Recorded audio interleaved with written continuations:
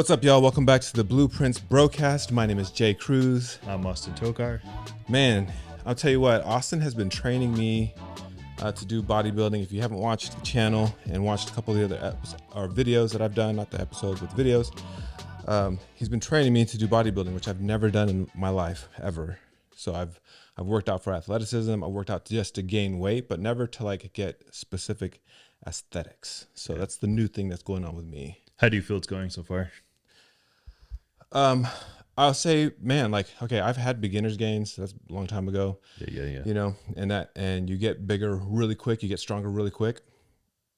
And so the program that Austin's put me on, it's just two things. Tempo, which I've never like slang weights when I'm lifting them, just sling them up and down, clang and bang. That's not my thing. I'll still do a semi-controlled, but adding extra tempo to where you're doing 3 seconds on the eccentric and then 2 seconds on the concentric, and just being very intentional about moving the weight. It's a completely different world. Yeah. It's like the tempo is not the huge thing in bodybuilding, but it matters when it helps you connect to the muscle. Yeah. And that's what a lot of people have a hard time with is, you know, they can move a lot of weight, right? But you can't connect to the muscle throughout the full range of motion. Yeah. The whole point is like, okay, how slow can I take this to continue feeling the muscle during the whole movement? You know, and tempo really makes you double down and focus on actually feeling the muscle throughout the movement, right? Yeah. I was watching, it was in this Nautilus book, I think, that used to be on our coffee table back in Prunedale. And it was talking about... Oh, like the Nautilus workout equipment. Yeah. Okay, I was like, Nautilus. Okay. Yeah, and they talked about a study that they put through people where people did exercises, I was like 4 to 6 weeks, and they only did the eccentric part of the lift. They didn't do any of the concentric. So somebody helped them lift it, and then they only lowered the weight. And those people made more gains, both strength-wise and mass-wise, than the ones that did both movements. Yeah, it sounds like some Mike Menser stuff. Yeah.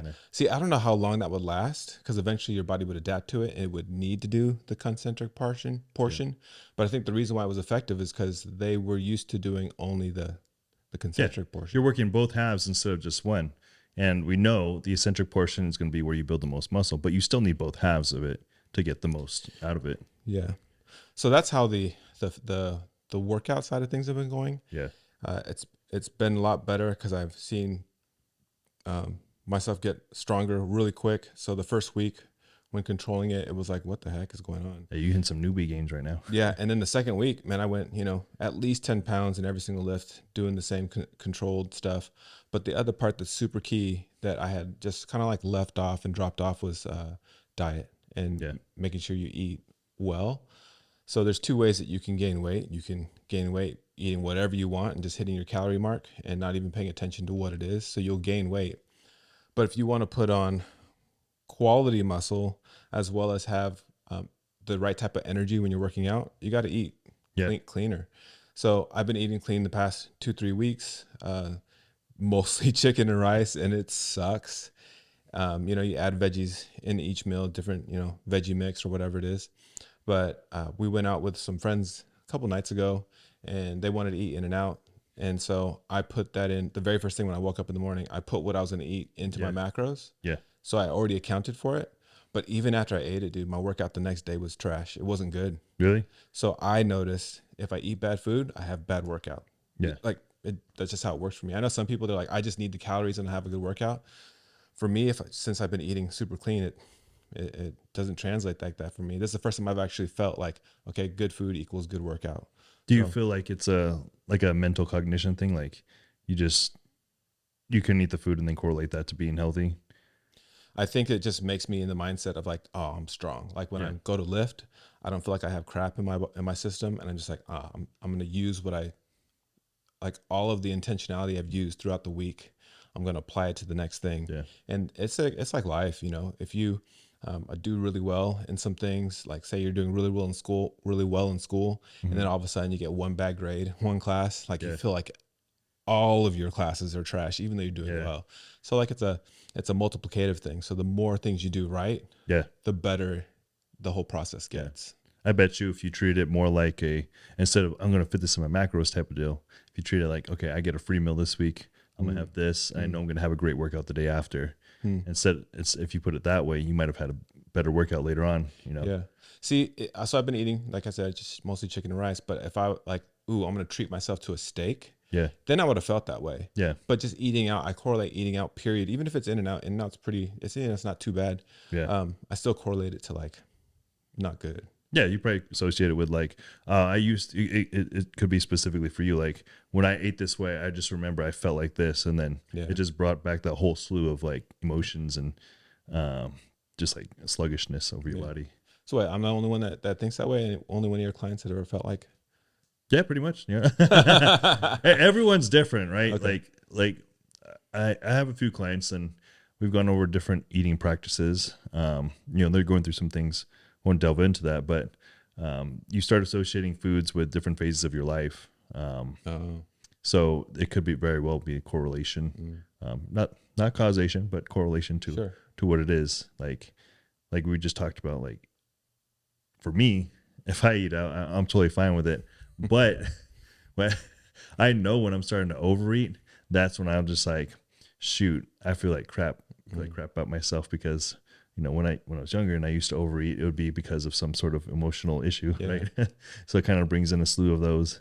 And I don't know why I would do it after post show. Like when you first start, like you're really hungry and all that stuff, right? And you're like, oh, I gotta have this, I gotta have that, and I'm really lean right now, so it won't even matter. but, Yeah, it's crazy because even when eating well, like I probably hit 2,600 calories on a good day, and in order to get over that, I had to eat to where I'm stuffing myself. And it's hard. It's really hard to hit the calories. And I don't feel full ever. Like I'm hungry. I feel full, but I feel hungry all the time. Yeah. So it's weird. It's not to where like I'm like, oh, I just need to eat like a bowl of ice cream right now to like fix my hunger. I don't. Yeah. I fill my macros up. It is also just about activity level, what you're actually doing. Like we don't have any cardio plan for you right now. Yeah. It's just steps. And even just this past week when we talked about it, our steps are pretty minimal. You had that thing going on. Yeah. So I mean, like as you add more activity in there, your metabolism is going to rise a little bit more. As you incorporate more foods that digest quicker, metabolism starts to rise a little bit more as well. You're not having remember when you used to do keto all the time. You're not having that insane amount of fats anymore. Yeah, dude, I did.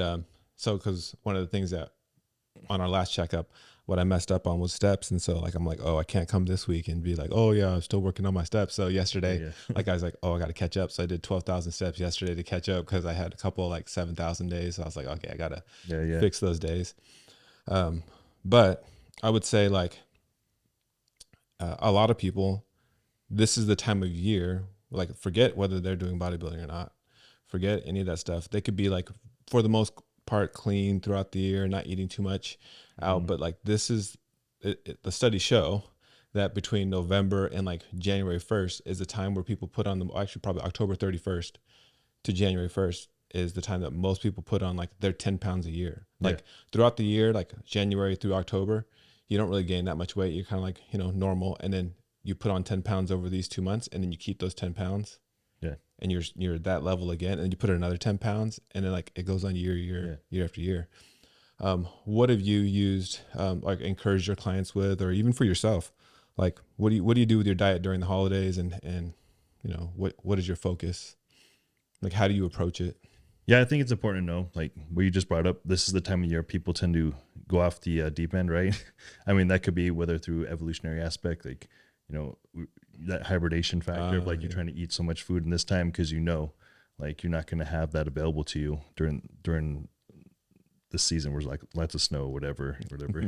And then even marketing holiday stuff like, oh, this is the time to enjoy your family, have all this food and all that. Movies tell you like, all right, we're going to eat out all the time, that kind of deal. Like, and in a lot of cases, it is a time to spend a lot of your family, and food is very much so correlated to family events and celebration, right? So there's always going to be food. I think what I like to tell my clients is don't make it about the food, make it about the moment, the family, whatever celebration you're going through, make it about that time. So like, it's good to enjoy the food. It's just like, remember why you're there in the first place. Yeah. I mean, some people come just for the food, you know what I'm saying? Yeah. I mean, I used to do that. Friendsgiving, I'm like, yeah, I like you guys, but I'll go for the food. But, yeah, just that. I think that's the important thing to keep in mind is like, remember why you're there. Second thing, is this is what I'm trying this year for clients is I would never do this in the past, but I want to try something new. Kind of depleting as much as you can beforehand. Not a crazy amount, but just enough where you can have a little bit to kind of enjoy if you do tend to go over on Thanksgiving, maybe the day after, right? So maybe that Monday, Tuesday, Wednesday, you're just eating like half the amount of carbs, doing a little bit more cardio. And then those calories can get allocated to that Thursday, Friday time, right? So you have that option, because what matters is the total calories over the week, not just for the full day, right? Yeah. And then even after Saturday, Sunday, if you went over too much than you thought, you have those days to kind of do the same process. But no matter what, I think in the next week, you just continue where you left off, like right back into your normal plan. So here was my plan. Here was my thinking. Tell me if it's a bad plan or not. I was just gonna be like, I wasn't even gonna track that day. I'm wanting to track Thursday. Just gonna eat what I feel like is where I'm enjoying myself, but I'm not going like overboard. I'm not gonna limit myself, but I'm someone that doesn't like eat a whole lot of carbs naturally. Like I have to force myself to eat carbs. Yeah. And like even desserts, like I'll eat like one slice, not even a full slice of like pie, and I'm like done. So I know where my quote unquote binge will be in the fat, in the fat area, where like I'll just eat whatever meat, no matter how high the fat content is, deviled eggs and whatever else, the things that just naturally have fat. Yeah. But they're not like, I don't like to eat bad food. Yeah. So I like to eat at least, mostly, single ingredient, type foods. And that was my plan. My plan was just to eat kind of like whatever, don't track it. But then I'm pretty good about just getting right back on. So Friday I would just get right back on to tracking without even, So. I think it's important to realize you have certain tendencies and habits already, and this is why we try and instill the dietary disciplines into a lifestyle, right? When you go into these days, you start thinking, not particularly like a bodybuilder, but you're just being smarter about the way you approach things. Like, okay, what's the most beneficial macronutrient to me here? Protein, right? So you go and you put your plate up for a lot of protein. Get your turkey, get your ham, steaks if you got steaks. Deviled eggs you can throw on there too. Then I would say you have one or two more carb dishes to go with that, and that's pretty well balanced. It's probably like something you would probably end up doing there. Yeah. It's mostly meat based, protein based, and then you throw in some things you may like in there, and I think that's pretty well. Like again, it depends on how many times you're going back over there for second, third helpings. But it's best to not stress yourself out. Like you've already, like you said, you already have the habits and the lifestyle considerations to know what you have to do, and it's just about just acting like it's another day, right? But just more is available to you. Yeah. I like, it's funny because like carb type stuff doesn't like appeal to me. Like mashed potatoes at one point, I just smash a ton of that. But now like it's going to be like a twice baked potato that I'll be like, ooh, I'll eat a couple of those. Those are good, man. Yeah. But here's the thing about that though. Nobody does them because they're so hard to make. So like they're not readily available. So I'm not going to just start, eating tons of that. Yeah. But then the only other thing is this, the cranberry yam bake that Julie makes. Yeah. That's probably the only thing I'll eat like a scoop of that with every bite of everything. Yeah. It makes it, and that's good though. It just adds that nice little texture. Yeah, that's the only thing that will probably send me over. But I think for the most part, people, like you were talking about earlier, like you'll do certain things and you'll binge a certain way because it makes you feel a certain type of way. I think like when you hear a song that immediately like zaps you back to some moment in time. Yeah. It's kind of like what certain foods will do. I know like if I eat top ramen, it like zaps me back to living in Seaside and like living in that small house, and that's all we ate. Or lumpia. Or no, well, lumpia, my grandparents' house. I get brought right back. Go right back there. Yeah, I get brought right back to my grandparents' house. So I get what you're saying. Like, man, you eat emotionally when it becomes like a certain type of food. It turns into emotions rather than like, hey, I need this for nutrients. Yeah, it's usually never about the food itself. It's usually about the memories you're associating with it. I mean, don't get me wrong, the food's delicious, but when you have one lumpia, you're just like, man, that was a good childhood. I'll have another one. It's like you're just eating these memories to bring it back. Yeah, I never actually thought about that. Right when you're saying that, if you guys have ever watched the movie Ratatouille, and he's trying to show the other rat, like, hey, you eat these two things, and then all of these like feels come, like I never really thought about feelings being attached to food. So like it makes sense that some people Yeah. abuse it. Yeah. I mean, you get those people are always like, oh, it reminds me of mom's home cooking, whatever. Yeah. You know, like And you miss at the end mom. of the movie. Yeah. You're like, dang. You miss mom, so to remember mom, you eat the foods that she made Yeah. like constantly. And it's good to have it in, you know, a certain supply. But Yeah. when you engorge on it, you start remembering the bad stuff about mom. Yeah, because I never thought about that, dude. Like, I think the one thing that Americans they don't address so much, and they actually champion it or they embrace it, is we talk about gluttony and a lot of things. Like, hey, don't over binge in Netflix, don't over binge in alcohol. Hey, don't smoke too much, whether it be nicotine or marijuana. Hey, don't do anything too much. But food, like we talk about obesity, but it's not really like nowadays. It's like, hey, love your body, Yeah. love you as yourself, love it as is. You don't need to do anything. Oh, your spouse, your girlfriend, or your boyfriend should love you exactly how you are with no change, and we embrace it. Nobody really addresses it. You get, people think you're fat shaming when you say like, hey, maybe you should, fix this, or maybe you should pay attention to this. When you talk to an alcoholic, no one's going to get upset at you because you're trying to help them. But if you try and help someone that is overweight, you get in trouble for some reason. I mean, you think about, yeah, you talk about someone who's overweight, who's obese or extremely over obese, you say something, people get upset. But when you talk to the anorexic person, and they say, oh, that's good. You got to save her. You got to save that chick. Yeah. Right. But like, why is overeating not an eating disorder? Yeah. Like it technically is, but people are like, no, you can't do that. You got to love your bodies and all that. Yeah. Well, to me, it's like, so we're given a lot of things. So I'm given children, and I want to do the best thing I can do for them to make sure that they have a long life. You're given a house, you're given a car, you want to take care of those things. Like if you have a car and you just run it and you never put gas in it, you never put good fuel in it. Like I remember when I first got my first car, I was putting like the 89 in it or 87 or whatever it is instead of 83, because I thought, oh, I'll put better gas in it. But no, that's not the right type of fuel for my economy cheap vehicle. You shouldn't be putting that in there. But it's the same thing with our bodies. Like, hey, you need to put what belongs in your body and take care of it. Otherwise, you're going to ruin it. The same way I could have ruined that car if I didn't figure it out. I did it maybe once or twice, but then I found out, don't do that. But if I would have continued on that path, I would eventually ruin the car. And if I didn't have maintenance on it, don't get regular oil changes, my car is going to break down. So if we're going to take that much care and then take instruction to take care of this vehicle, which is a car, well, this is our body is our pedestrian vehicle that we need to, take care of. Yeah, man. Yeah, that's crazy. Yeah, nobody ever looks at it like that.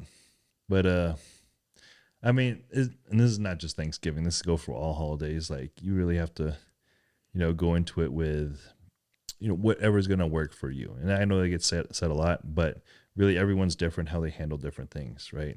So, I mean, I used to be able to do fasting like all the time. And again, depends on what your priorities and what your goals are. But at the time I was just doing calisthenics. I wasn't really trying to build muscle. It was cool to be muscular, but you're too big to fast now, man. Yeah, like you get hangry. My workouts would suck too. Yeah. It's just like, it just doesn't work like that. For the average person, they may be able to do it, right?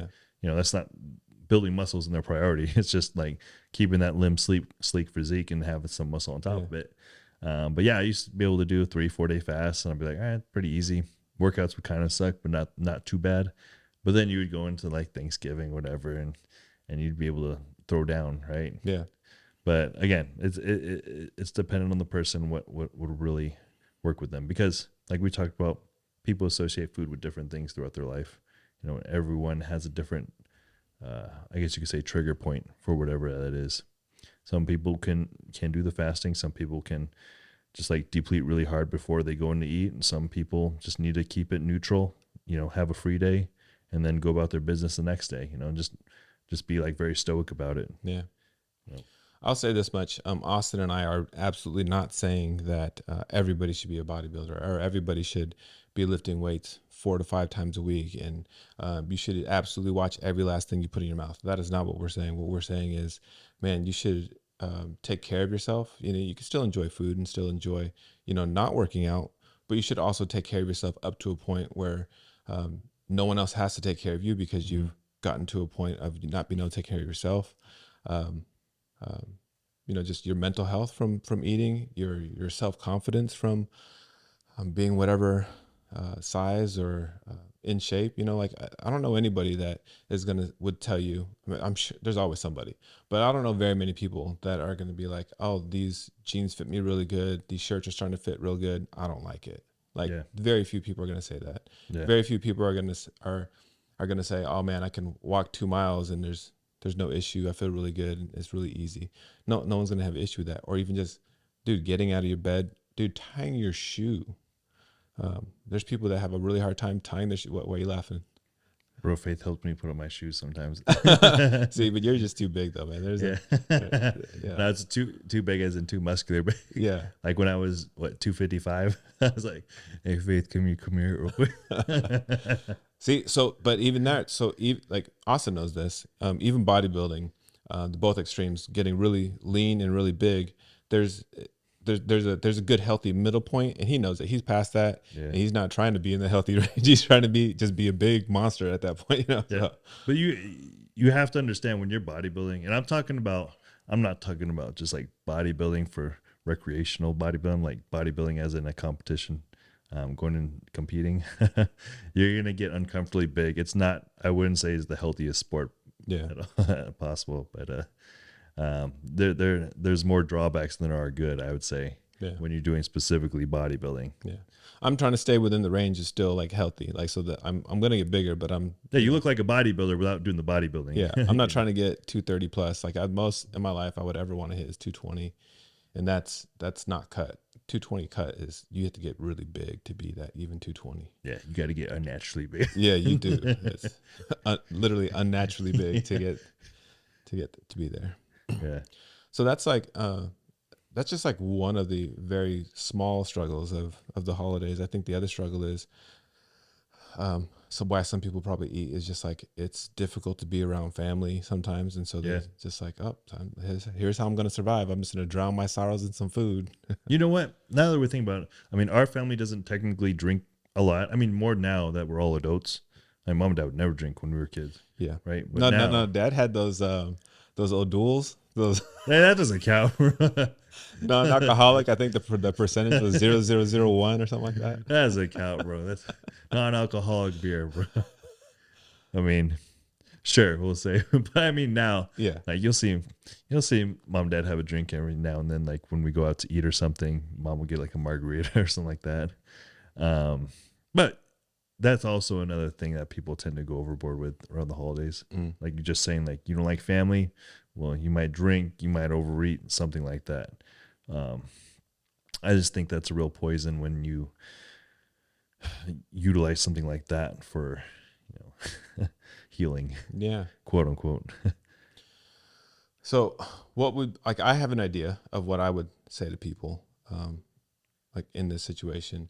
Well, what do you think would help our audience to avoid, just that pitfall of whether it be overindulgence in anything? So what would your advice to them be? I just think for the normal person, the average Joe, just like be mindful of what you're doing. Like you don't have to be all into it and like, oh, I can't eat this, I can't eat that now because they told me not to. I'm like, nah, that's not what we're saying. We're saying just be mindful of what you're doing. It's like, know like, hey, I'm here to eat, but I'm also here for the family. But if you're not here for the family, you're here to eat, just understand like there's a certain point where it's too much and you got to back off. Yeah. Right. That's all saying that because, like I said, everything works differently for every individual. So just be mindful. Yeah. Very mindful. I would say that I was really committed. Like even before had you as a coach, there's something about another layer of accountability. Like when somebody's watching you, that you're like, better do this because they're going to either ask or they're going to see or they're going to, have some sort of awareness of what's going on. For you, like if you know that and maybe you're going to a family situation where you don't have anybody to help come alongside you or keep you accountable or anything like that. You got to have a friend somewhere. And if you don't have a friend, man, like I don't know how to help you, but The thing is, have a friend or a family member that knows what you're going through. If we don't share, I think the biggest problem with almost anybody's problem is they try to fix it themselves. They try to shoulder it themselves. They don't tell anybody. Yeah. If I try to do bodybuilding and I just did it on my own, I mean, some people can be successful. I would say that's the A-type people that think everybody's watching them already. Yeah. So they do stuff.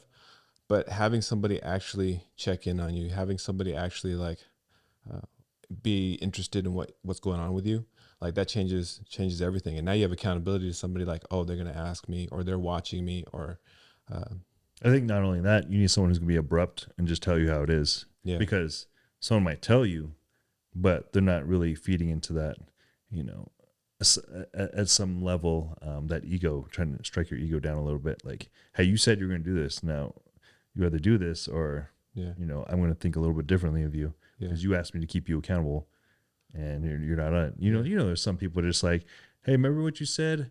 I guess it's okay if you don't do anything about it, but, remember, you told me to remind you. Like you don't want that guy. That guy's too. You can run over that guy. Yeah.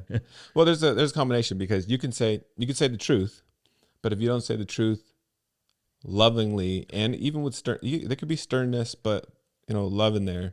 If it's too businessy, then you turn that even if that person asked you turn them off from you. So like there's a middle ground there, but yeah, definitely not the second person you said where they're like, oh, remember you said, but I mean, you can do whatever you want, but I'm just reminding you, like, that's you don't want that guy. Yeah. That guy's not going to keep you accountable, bro. Yeah. I tell you that right now. Like you tell your designated driver, like, hey, I'm only supposed to have 3 drinks. So if I have more than 3, I know you're going to be the DD, but I still only want to have 3 drinks. And they're like, tap you on the shoulder, like, hey, you said only 3 drinks. I know you got a couple more bucks, so I guess one more. I gotta let you do one. No, that you don't want that guy. Yeah, you need someone who's going 0 to 100 real quick. Yeah, like, he's gonna let you slide. She's gonna let you slide on all of your morals. Like I know friends where they're like they tell their other girlfriends, they go out to the bar, hey, you have to take me home. Don't let me let some random dude take me home. And then they're like, hey, you gonna be okay? I found this dude over here. I'm gonna go with him. But are you gonna be all right? All right. Yeah, like you need somebody that's on the same page as you. That wants to have the same goals. Having the same goals is even better. So like if the other person struggles with it too, and or has experience with it, and they're battling with you on it, that's even better. I mean, you can make it fun too. Like couples, if you're going to something together, an event together, keep yourself accountable to each other, right? Yeah. Very easy, and that could be a telltale sign as if you have a good partner or not, because a good partner is going to keep you accountable to what you said. Yeah. So for those people out there, and the things that we're just talking about right now, like you're drinking away your problems, you're eating away your problems. The eating and drinking, people see that and, hey, here's your issue. Hey, stop eating, stop drinking. Mm-hmm. I think people need to dig down to a deeper level of the actual causation of why they're doing that, because you're not doing it just because of eating. Like some people say, oh, I just love to eat. No, but there's something else. Oh, I just love to drink. No, there's something else. Usually it's an escape, because even guys that play video games all the time, it's fun, but it's an escape. Yeah. So figure out in your life, like, and I know this is hard. This is like some therapist level, and this is like, it's on a whole different level of life. But you guys, even us, because we have things that we cope in ways that we cope. Mm-hmm. What is the cause and why you have to run to a coping mechanism? Like, what is the cause? And whether it is like a bad relationship with your parents, a spouse, brother, a cousin, a coworker, whatever. Like, man, it seems hard to address it with that person, but that helps you get closer to fixing the cause of why you do the other things. Mm-hmm. Like, you don't have to run from your significant other and just escape them, and like, like you always see the memes where the girl's telling like the husband or boyfriend, like, hey, you're gonna be back in the gym for like an hour or two, right? And he's like, the best I can do is 4 hours. It's not because guys like to be at the gym that long. Sometimes it's because they're escaping. I don't know, bro. I kind of like being there. No, I do too. I do too. But it's not for everybody. Some people, they like to escape. Yeah. And that's their escape. Well, It's called escapism for a reason. You know? Yeah. So it's cool to have all those things. It's cool to have hobbies. You play video games. You know, it's okay to drink. It's okay to eat. It's okay to go to the gym for however long you like to do it. But if your cause for doing those things is to run away from something, and that's the reason why you do it, man, figure those other things out. And then maybe, you know, because people are like, oh, I go to the gym because of my demons. Well, handle the demons and still go to the gym. It's like when people say, this is my stress relief. No, the gym isn't stress relief. It's causing more stress than you think. Yeah. But it does help you mentally, right? I mean, besides the dopamine effect you get from working out, you do get some stress relief in doing that. For me, if I know like the hardest thing I do is in the gym, and like you getting like a really difficult rep out, like, man, it does really seem like the other things that I thought were problems in my life. Yeah. I'm just like, man, this is way harder than that thing. I can face that. I don't want to do another rep of that. I'm moving on to the next exercise. I'm done. Yeah. So I like to do like my most difficult, hardest work in the gym, and then, you know, regular life. Well, I'll give an example. I think that my relationship with my kids could be better. I know the girls, it's really easy to like talk with my girls, but my boys, I don't relate to them 100% all the time. We're different. And so, in order to like close that gap, I've scheduled time with all four of them. Like, hey, I have a time for all of them that I just hang out with them and talk and create conversation, because it's awkward. And so the only way to fix the awkwardness, it doesn't matter what age they are. If you guys have kids out there and they're 4 years old, start this now so it doesn't become awkward when they're teenagers. But man, just schedule a time every day, every other day, whatever it is. Develop a relationship of just one-on-one talk, not like group family talk, but one-on-one, just conversation, and get to know them like they were your friend. Like you're still their parent, but get to know them. And then it opens up that door for them to continually talk to you. So like there's a certain age gap where you can talk to your kid and it's like you can still parent them, you can coach them. And then there's an age gap where it's like a coaching time, or I just said coaching.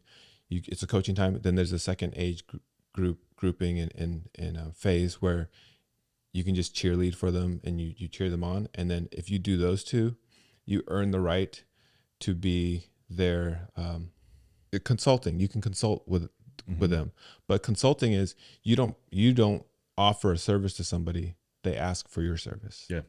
So if you're not there as a coach when they're younger, if you're not there as a cheerleader when they're younger, you haven't earned the right to be their consult, because they're not going to ask you when they get older. They're going to ask somebody else. So like you do those two things when they're younger, so you earn that right to be to give them consultation. Consultation, yeah, that's the word.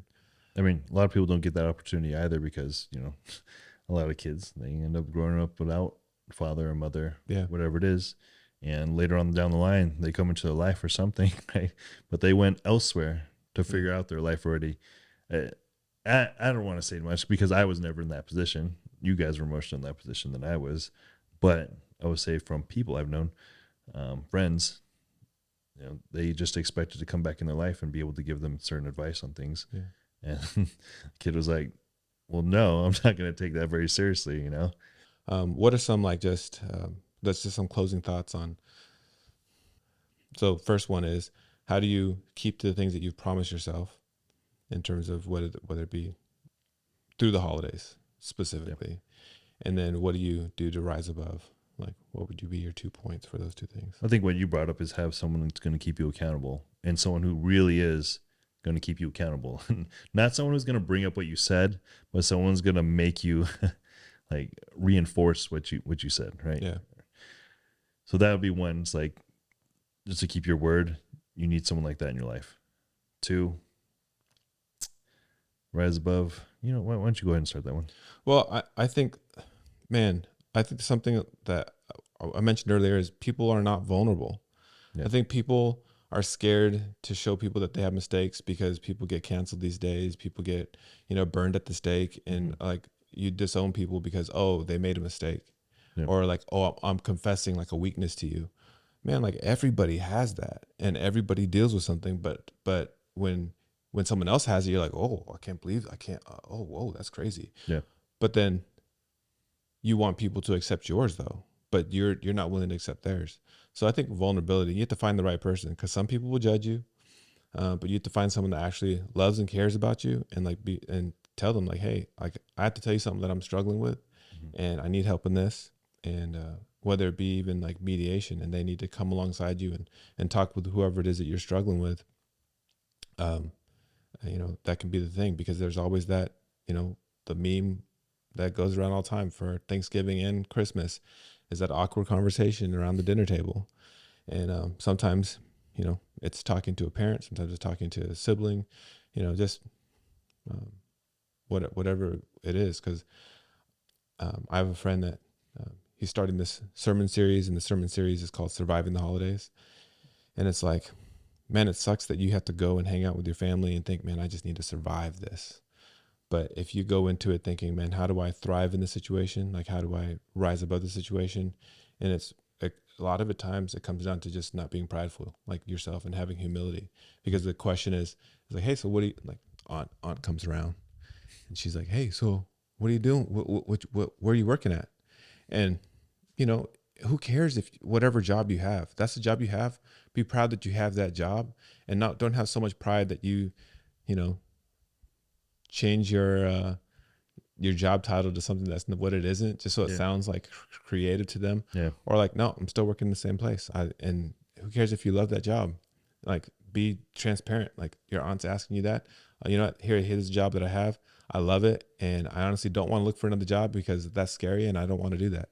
Like, and they'll be like, whoa, like, I think just a quick bit on that. It's like a lot of people don't advance in their life because they're not willing to accept where they are, to other people. It's like you got to pretend to be something else, someone else, and you start thinking you're actually that someone else or something else, and you don't know where exactly you are in life.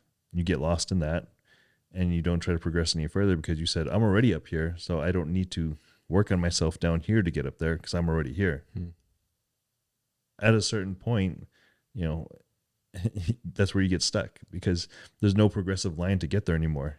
You've already made yourself to this point. And like when people say fake it till you make it, yeah, mentally you have to have that, I guess, strong-willed attitude to get there. Like you're already there, but you haven't put in the work to get there. Yeah. You're just assuming you're there already. And that's why I feel a lot of people are stuck because of those type of situations. Right? Yeah. And that's exactly like you got to surround yourself with people that are better than you, stronger than you, smarter than you, all the things. Because once you become, like, this is, metaphorical, but once you become the strongest guy in your gym, you need to switch gyms. Yeah. Like, you're done there, because now you have no one to push you, no one that has higher goals than you, because you are the goal. So now you're setting the pace, and your pace, you could be way off, and there could be somebody else doing way more than you're trying to do. And there is some like, hey, satisfaction in like, I'm accomplished. And being satisfied where you're at, but you should always want to be a little better. So if you're the strongest person in the gym, if you're the smartest person in the room, hey, still have those friends, but you need to advance and find somebody that's smarter and stronger than you to continue to become better. So yeah, hopefully those were tips that made sense and that you guys could grasp. Hopefully, I'm not saying that's difficult to grasp, but just hopefully we explained it well as a thing. Yeah. Oh man, I can't wait till the next episode. Hopefully you guys will hang out with us for that one. Thank you for hanging out at this episode, and we will see you in the next podcast. Peace.